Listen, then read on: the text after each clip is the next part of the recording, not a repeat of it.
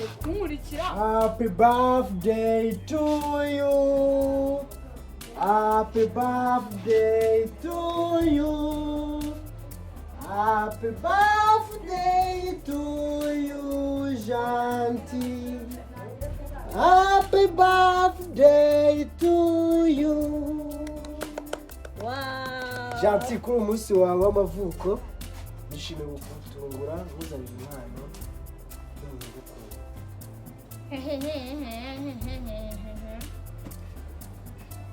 Umuntu ugize ute? Ugukunda. Impano iri he?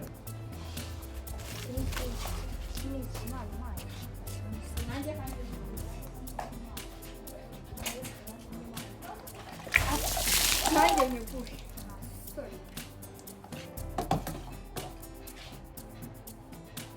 Birasa n'ibyo nzanye. Janti.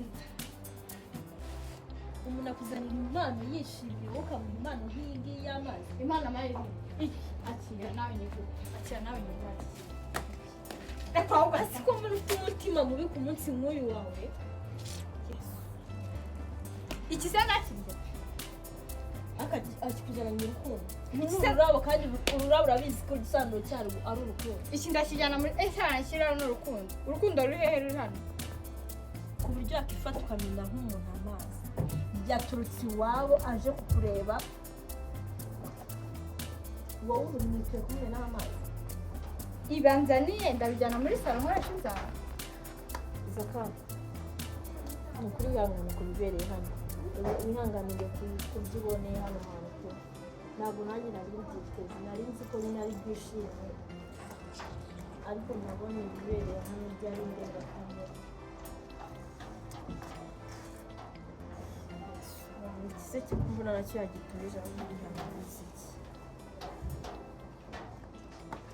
Okay. Ugiye gutakaza umwanya wawe.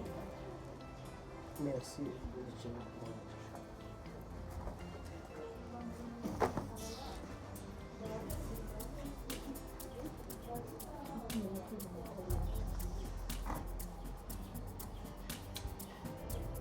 Wakoze kumeza ibyishimo byawe no kugaragaza amarangamutima yawe. Naje rero kukwifuriza isabukuru y'amavuko yawe kuri uno munsi. Ntabwo nagira n'icyo ariko kubw'iyo mpamvu impano nazanye zose wazitesheje agaciro.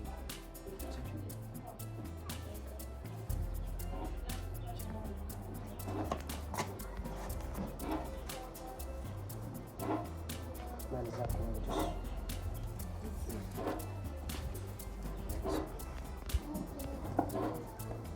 Chesi zanjye. Hanyuma undi munsi ujye ubanza utuze urebe neza ibiri kugenda, uzirinde kuzana imbere y'ibyishimo byawe kandi uzi ugaragaza amarangamutima yawe mu gihe cya nyacyo kandi mu gihe gikwiye. Imana iguhe wakoze kubyakira. Nawe urakoze cyane sinzi uburyo nabikubwira wagira ngo wari unabizi ko ntashobora gutema ntabwo uburyo mwiza urakoze kandi urahagije. nabwo nabyo birahagije. ikibazo kandi urakoze cyane umushimire. ndamubwira no kuri ndi umugani